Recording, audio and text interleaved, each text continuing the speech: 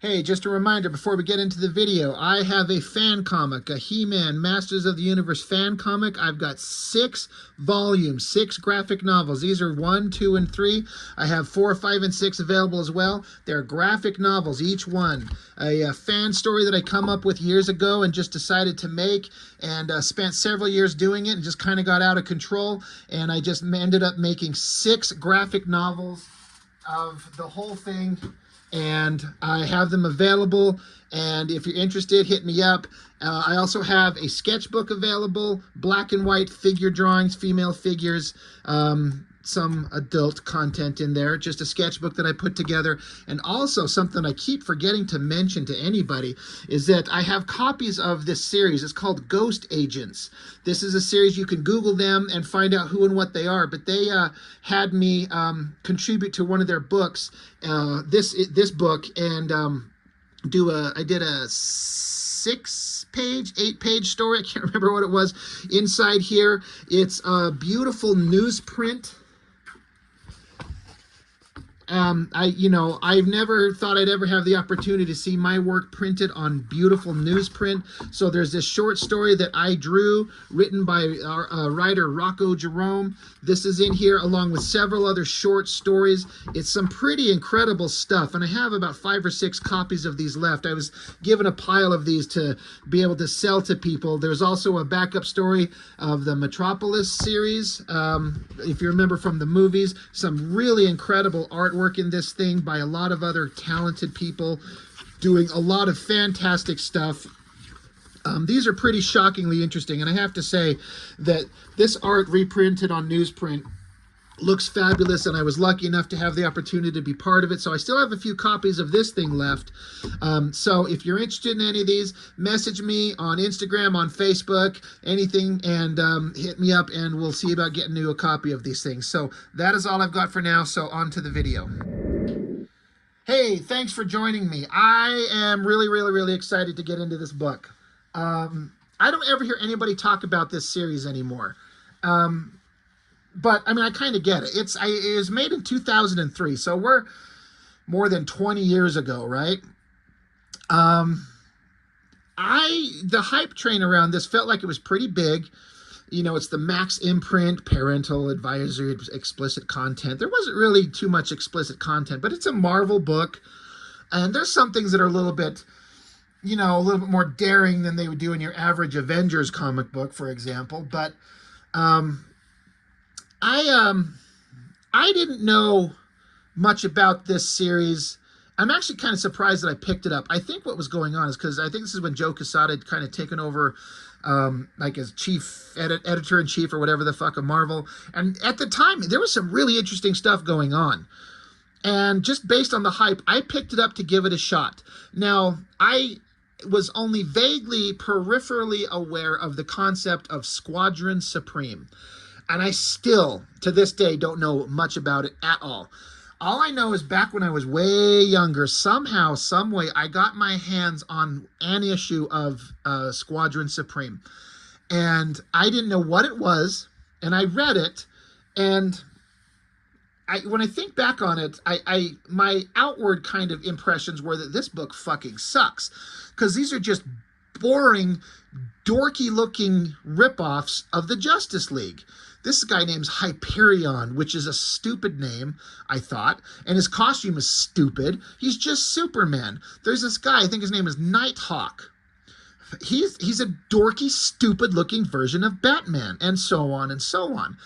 But I also remember thinking that there was some kind of interesting story points in the book that I had, and there was some art that I kind of liked that I would copy into my first comics that I'd ever done on my own. I don't know if I still have that one issue. If I do, I don't know where the hell it's at. I haven't seen it in 3 decades or plus. But that's the only issue of Supreme Power I'd ever read. So I always thought Supreme Power was fucking stupid, because it's just a ripoff of the Justice League. But then I'd hear people talk about it with such reverence. And when I kind of read about it, I've still never read the original content. I have no idea what it's really like, but I've read about it that, yes, it's Marvel's version of the Justice League, but taken in a different direction, which is the only way you could do that. I'm like, oh, okay, well, Sure, that sounds, sure, why not? Whatever. People revere it, great. Um, but I knew that this was like a reboot, a retry. It's not a continuation. It's taking that same concept, but starting over from scratch and telling these alternate versions of the Justice League. I don't know if I knew that exactly, but I was like, whatever. There's a hype going on with these books. They're really putting the effort into selling them to the audience. And I was like, I'll try it. I had only barely been aware of Gary Frank as an artist. He'd never done anything that I liked. I think I remember seeing him do some Hulk work, which I don't feel like he's a great Hulk artist. And I know that at some point he did. I assume it was before. I'm fairly certain it was before this that he did an attempted reboot of Gen 13. I think he was doing it with Chris Claremont. That never worked. So I was aware of him, and I never liked his work. But this book made me a fan of his art. Like, I get it. I'm like, oh my God, he's so good. And it's kind of, I've talked about before where sometimes an artist for me, I mean, it's different for everybody, but for me, it's just about the right artist getting on the right project and they just gel, they just vibe, it just works. Where suddenly you're like, holy shit, this guy's so good. And that's what happened with Gary Frank.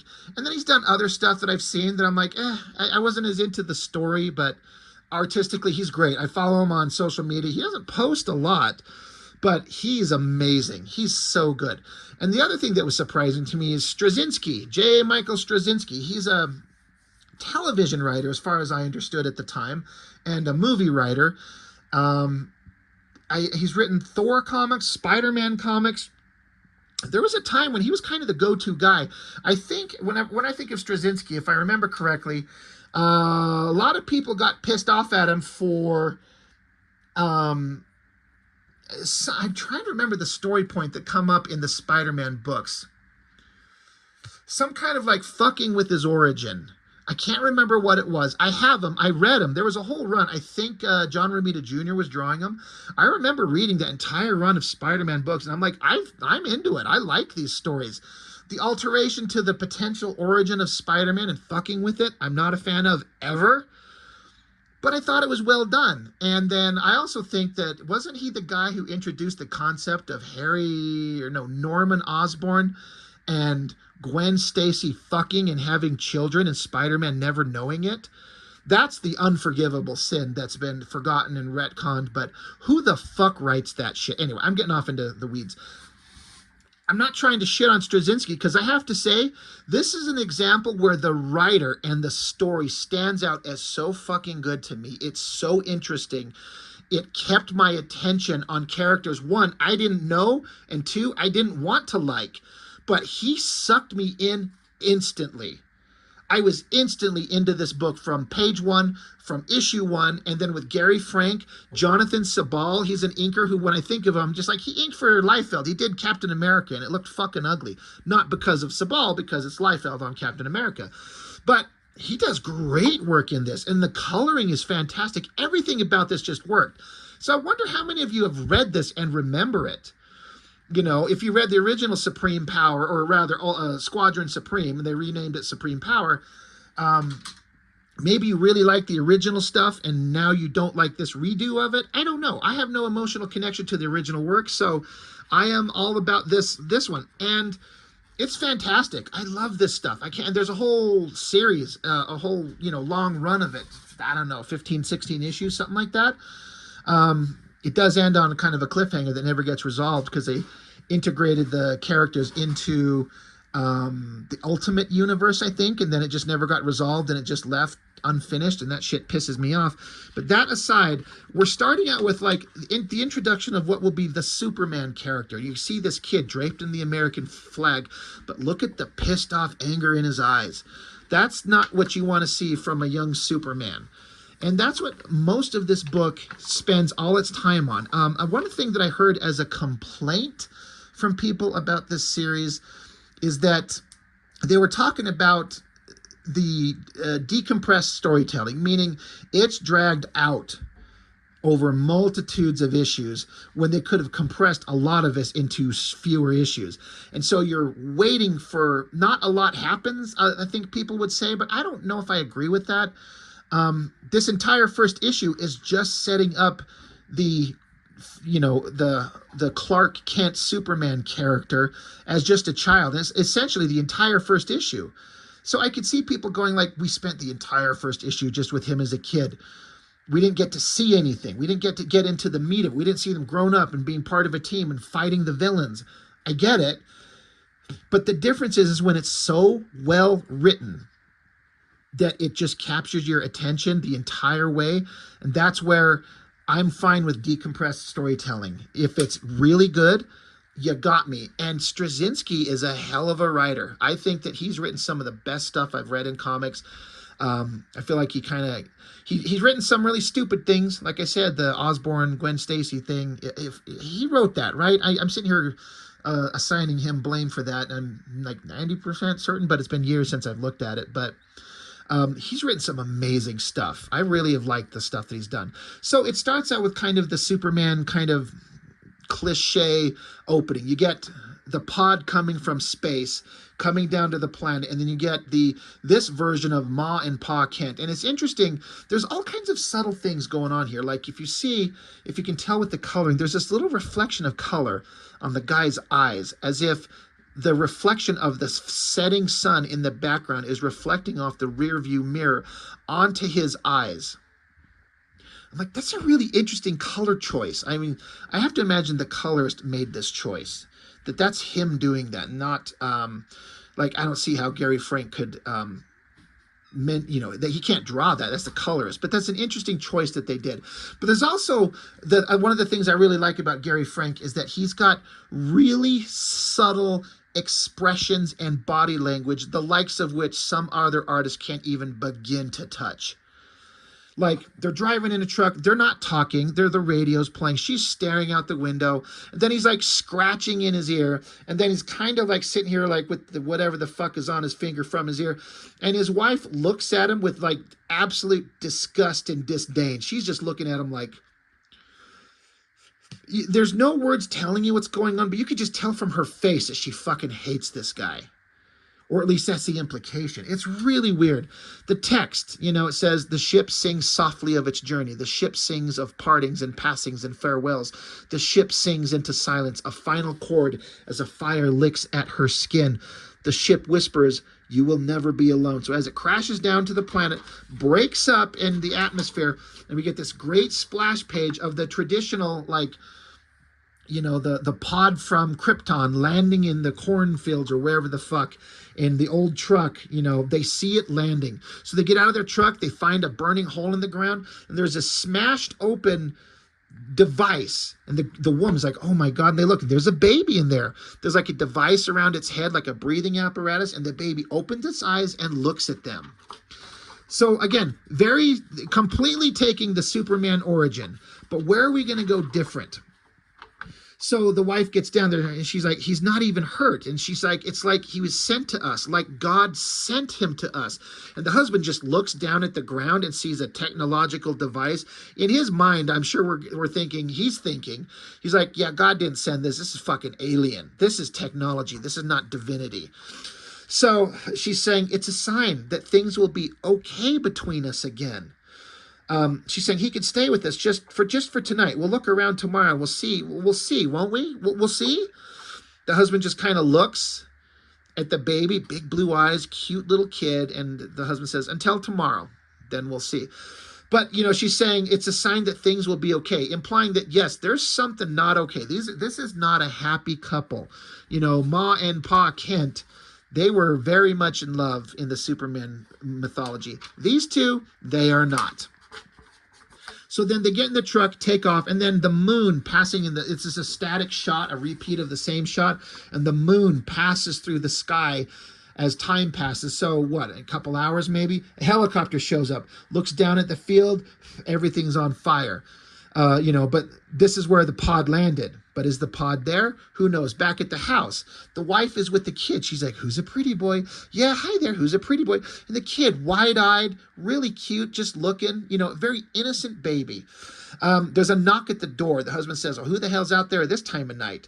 As the wife keeps playing with the kid. So the husband opens up the door. There's laser sights targeting him everywhere as there are soldiers at their door. So, oh God, the Superman origin is already not going well. So now we cut back to the kid has been taken. They've got him sat down on a blanket with his pacifier in the middle of a table surrounded in a dark room by government officials, including American President Jimmy Carter. And so they're saying, you don't get to see a lot of faces except of the president, so voices in the dark. They're saying, despite his appearance, his DNA doesn't match anything human. Metallurgical analysis of the ship further confirms a non-terrestrial origin. They're saying his skin density is phenomenal. It resists nearly everything we've tried. They say, stay clear of his hands. They're small, but they're incredibly strong. So they say, does anyone else know about this? And they say, just the couple who found the ship.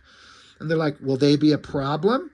They say, no, we've explained the consequences in considerable detail. So they make it sound like we told them, like, if you tell anybody about what you saw, there'll be horrible consequences.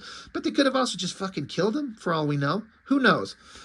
So the guy's saying, so the ball's in our court, President Carter. We have no idea where this child came from or if there's any others like him. What we do know is that there's only one like him.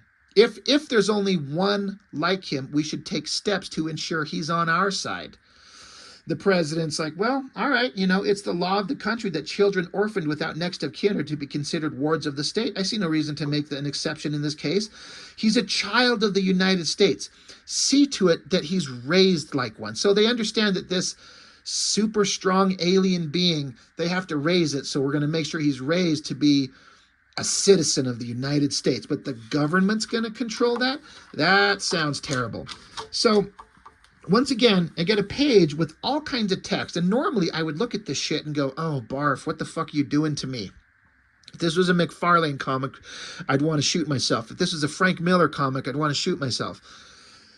But the text is actually interesting all the way through. It's not that there's such a thing as there's too goddamn many words on a page. It's when there's boring, pointless, stupid words on a page that don't need to be there. If you're a fantastic writer who knows how to write dialogue and scripts like Straczynski does, everything that they say is interesting. So this man is talking to this random couple we've never met. She says, so you've both been introduced and briefed on the mission. They're like, yes. And they say, okay, then you know that once you're in, you can't come out.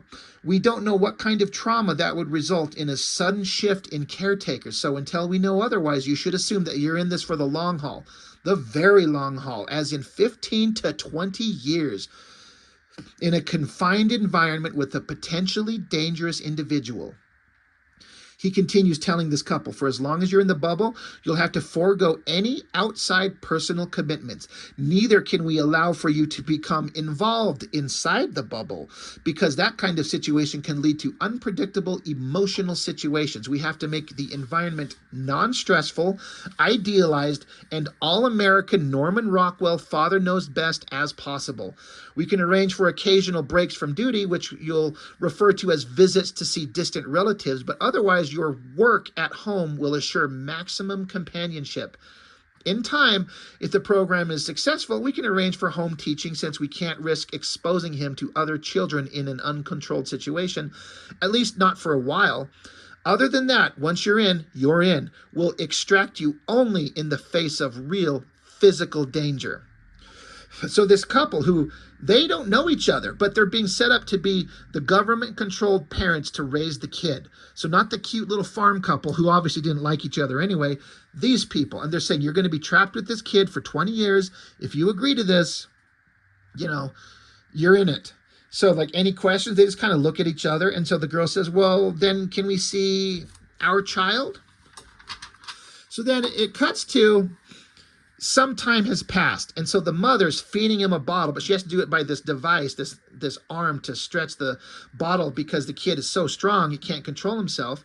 They're saying, does he have a name? It's like, well, the code name for the child is Project Hyperion, which is the name of one of the Greek titans. Research and development thought it was appropriate. His day-to-day name is Mark.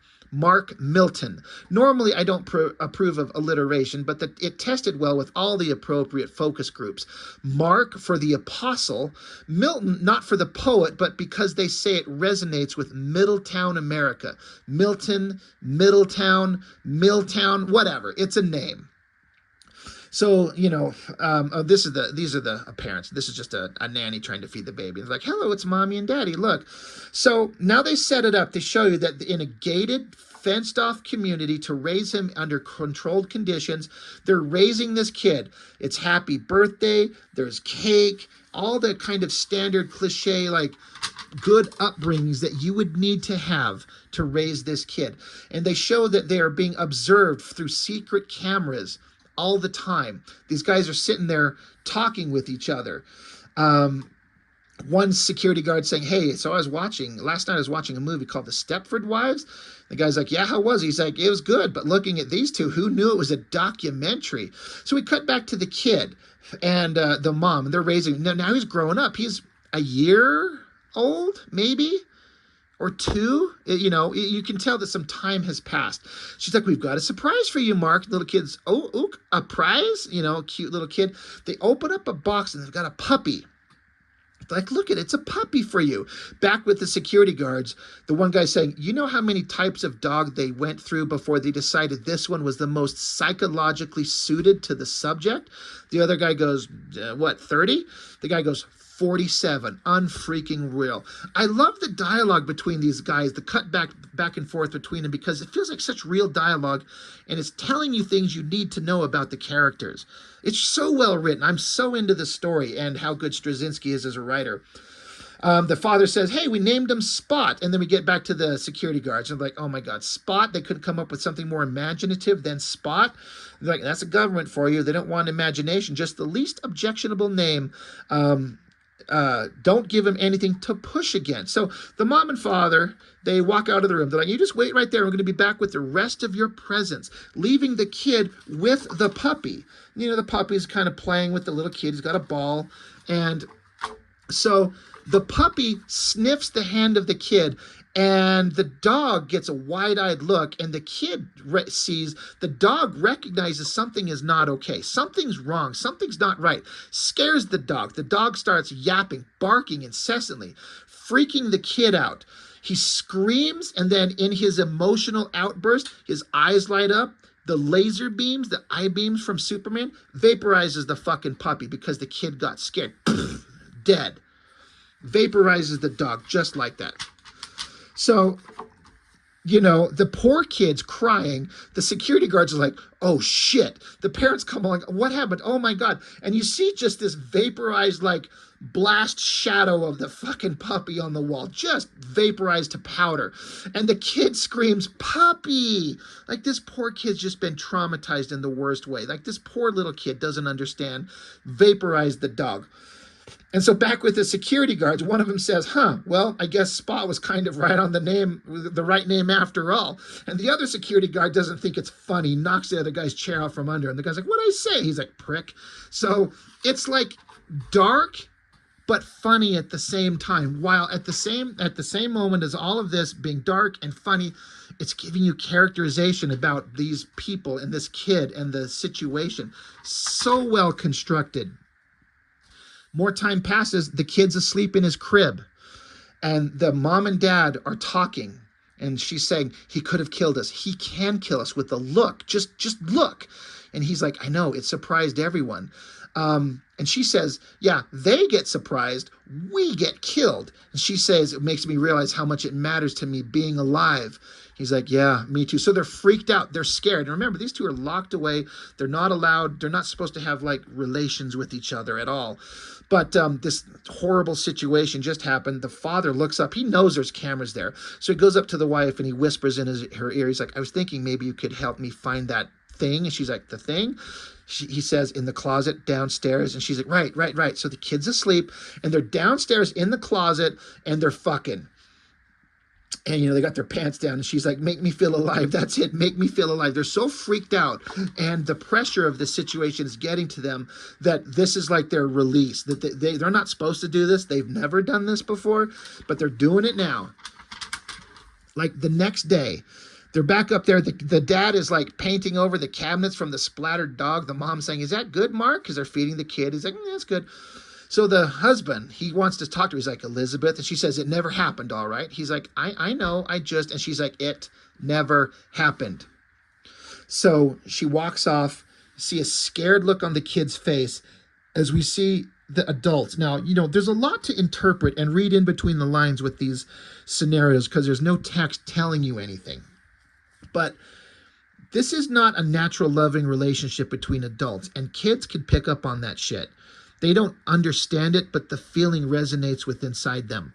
I say this as a father, and I went through a divorce, and I had difficult shit going on between me and my now ex-wife with my cute little boys at the time, and I was so concerned that they picked up on those negative vibes and that energy. It's horrible. And that's kind of a similar implication going on here. This kid just doesn't know what's going on, but there's bad things going on between the couple, and this is who's raising this kid. It's just setting up that there's some shit coming on that's not going to be great. So now we get a montage of scenes of the kid being raised through the years. He's watching TV, and all the TV programming is very pro-American, I guess you could say propaganda. Like, these horrible things happened across the country, and some U.S. people were killed. That sucks. That's sad. The father is reading a story to the kid about it says, the beautiful fairy princess was taken to the faraway kingdom called China, whose rulers were determined to rule the whole world. But the fairy princess said, quote, "Now you just look here, mousy tongue. You'd better set all these people free or there's going to be big trouble when Uncle Sam gets here." Like, again, ingraining into the kid pro-American values, even at the expense of the truth of things. More stories of, pro-American stuff. Planes hijacked by Muslims. A bunch of Americans were killed. There's homeschooling going on. And the teacher's saying, "And now you get 2 pieces of candy if you can give me 3 more examples of ways that the people can serve the good of their government." And then the kid is getting older with each panel. So he's, young teenager maybe at this point, watching another TV program. They're talking about how Chinese students did this stuff, this demonstration. President George Bush said he hoped the Chinese leaders would avoid taking actions that might further escalate the crisis. And you hear the kids say, "Yeah, you just look here, mousy tongue," which is something he'd heard as a kid. So they're ingraining like racism into the kid. It's terrible. Again, another page. Again, I would think all this goddamn dialogue would throw me off, but you just start reading. I'm like, I don't know. All this dialogue kept me invested in the story. Basically, it's President George Bush, and they're explaining to him what's going on. It's 13 years later. So this kid is 13 years old now. They're talking about the vessel, the spaceship that they found the kid in. And they said, "We can't understand it. We can't dissect it. There's no seams, there's no joints, there's no parts. It's beyond our understanding." It's like taking an F-16 jet and dropping it into a tribe of Aborigines. They wouldn't know what to make of it. They wouldn't even know what questions to ask. That's what's happening with us. So they basically explained that they've discovered what they feel like this spaceship that he landed in is. It was grown. They grow the technology. And they're like, "Well, that's something awesome. We should learn to do that." Could you imagine looking at a whole crop of stealth fighters growing in the backyard? So then there's this jar, this glass case with this crystal in it. And they're like, "What is this?" And they're like, "What's the energy source for the ship?" And like, "This small little thing powers it." Like, "Yeah, it seems to come from a nearly infinite supply of energy from," well, we don't know where from. We don't know how it works. We just know that it does. And they basically explained that this crystal, they think it runs on thought, amplifies thought, and powers it, but you can't control it. You have to remain hyper-focused at all times to control this, and anyone who's ever touched it cannot remain in control. And so they put a glass jar around it to prevent anyone from accidentally touching it because it's too dangerous. You have to have someone that can stay hyper-focused at all times. And so there's an interesting thing where old George Bush is looking at the crystal through it at this girl who's sitting at a table here, doing just whatever sciencey shit. But she's got a short skirt on. You're seeing her skirt, like her garter belt here. And, Bush is looking at it. And so you see what he's seeing because this crystal amplifies thoughts. Suddenly that girl he's looking at, she's wearing like a sexy corset and garter belt and like a dominatrix girl. She's got chains and shit. And Bush is like, what the hell? Holy shit. He stops and looks and then sees what she really looks like. But looking through the crystal, he can see this. So as he's walking away, he says, I ought to get me one of those for Barbara. Cast everything in a whole new light. That was kind of a funny thing to add there. So as they go on, they get some footage that they somehow got from the spaceship. And they see that the craft that was carrying the kid originally 13 years ago was under attack by a much bigger vessel. And they get some kind of internal security of presumably the parents putting the infant baby into the craft and sending him off into space, which is how he ended up with us. And so Bush here, he's like, he says, I used to head up the CIA, so I'm used to asking questions. I've got 2 questions for you. For starters, those pictures were taken from outside the escape pod, probably transmitted to the pod on the way. But if that's the case, then who took them? Why and where are they? And mystery number 2, we know that big ship was being attacked, but we don't know who the aggressors were. It's altogether possible that those smaller attack ships were the aggressors. But it's just as possible that they were just defending themselves against a hostile force, because that's an awfully big ship to take out for a sunny drive, right? A Sunday drive. So they're basically saying there are alien forces out there, and we don't know who they are, where they are, and are they dangerous to us? We don't know anything. It's a scary scenario to wonder about what's going on. Back with 13-year-old Mark Milton. He's out there talking to his father, and the kid's saying, Dad, I can see every vein in this blade of grass. I can see the chlorophyll inside the veins and the molecules that make up the chlorophyll. The dad's like, well, that's awesome, but what does that got to do with anything? He says, I can see the guards and the fence and the barbed wire, and past that, I can see houses. I can see the people inside the houses. I can see them eating and playing. And the father says, well, son, we've talked about this. You're different from other kids. We can't take the chance of letting you interact with them until you're older to make sure nobody gets accidentally hurt. So the kid says, well, and that's why the barbed wire fence is there and the fences and the guards. Dad's like, yes. He's like, to stop me from going outside? He's like, well, yes. And so they're silently sitting there for just a moment. And the kid says, do you and Mom love me? The dad says, what kind of question is that, Mark? Of course we love you. And the kid says, do you and Mom love each other? The father's, because we know the truth, but how do you word this to your kids? So he's like, well, yes, obviously we love each other. I mean, why wouldn't we? Why do you ask? And so the kid says, because if you love me and if you love each other, that's the only reason I have to stay and let the guards make a difference. The father says, well, what does that mean? So we cut to the kid. We see that he's floating in the air. This is Superman, essentially, and he's discovered that he can fly. And who knows how long he's known that he can do this. But he's demonstrating that he can fly. And he says, I couldn't think of any other way to tell you. I don't have to stay. They can't keep me in. But I'll stay for you and I'll stay for Mom because you want me to, because you say you love me. And I love you just as much as you love me. That is some crazy dialogue that carries such an ominous tone to it, because we know that these 2 adults do not love each other. And I think it's safe to say that they don't exactly love this kid, because it's not their own biological child. And they know that it's an alien, and they know he's got superpowers. So they probably care about him, but they don't love him the way that a kid should be loved by parents. So it's a broken emotional connection that's fragile, teetering on the edge of a knife. And what happens when that knife, that delicate balance fails, and this kid who's been raised with all this power, oh my God, what the hell happens there? It's scary to think of. So then we cut back with Mr. Bush. So he starts talking about here. He says, they're saying the program is going extremely well. They're talking about how they're raising this kid. It's 13 years on. And Bush is like, is it? One of the guy's like, well, yeah, why wouldn't it be? Bush says, he said he loved his parents as much as they loved him. He also said he can see everything. Don't you see a problem there? The guy's like, well, theoretically, but I don't think it's anything we can be concerned about. So far, everything's gone well, don't you think? Bush is like, so far, yes, but there's a term lawyers like to throw around. It's called the doctrine of unintended consequences. 13 years ago, an X factor was introduced into our world, Bill, meaning this kid, this alien. And he says, my gut just keeps telling me that we still haven't seen the full range of consequences from that event. And to lead into that, we cut to a scene, another town, another place. There's a couple of people talking. This lady here and this lady here. And they're talking, they're talking about this son of hers. Like, that boy of yours is sprouting up faster than some weeds I've seen.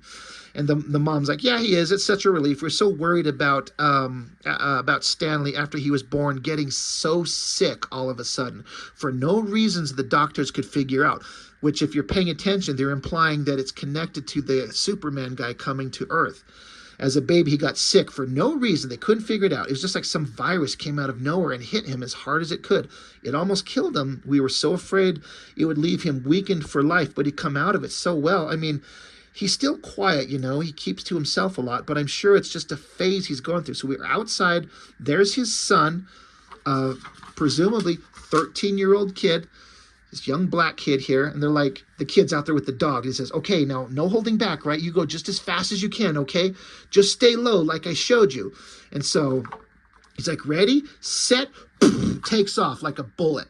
So if this is the Justice League characters, this is the Flash as a kid. And they're setting up to, like, somehow that event that happened 13 years ago with the Superman character coming to this planet affected this kid somehow, and we're seeing the Flash. And that's the end. So, like I was saying, I know some people complained about this book with, like, not much happened. It was just all the young life of this Superman character, of Hyperion, Mark Milton. So, like, they're like, not a lot happened. Well, I'm like, well, in terms of superhero punching, beating each other up, yeah, not a lot's happened. But for me, I was so into this story. There's so much deep meaning and resonance going on. There's such dark, scary things being set up with the intentions of them trying to do it right, but it's just not going to work. The dialogue is fantastic. The scenario, the buildup, this is all getting your ducks in a row for an incredible payoff down the road. And yes, it's decompressed storytelling and it takes a long time. Yeah, there's like no action, but for a first issue, I was so engrossed. I was into this completely. And I couldn't wait for the next issues to come out. As it went on, it never failed to be interesting to me. And so that is issue 1 of Supreme Power. I can't wait to get into the rest of them because, like I said, I've read them multiple times, but it's been years since I've read them again.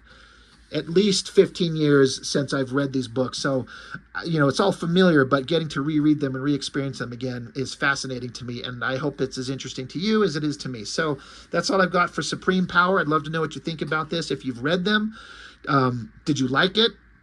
And if you haven't read it, do I make it seem interesting to you? Anyway, that's all I've got for now. Thank you for joining me. I really appreciate it. I'll see you next time.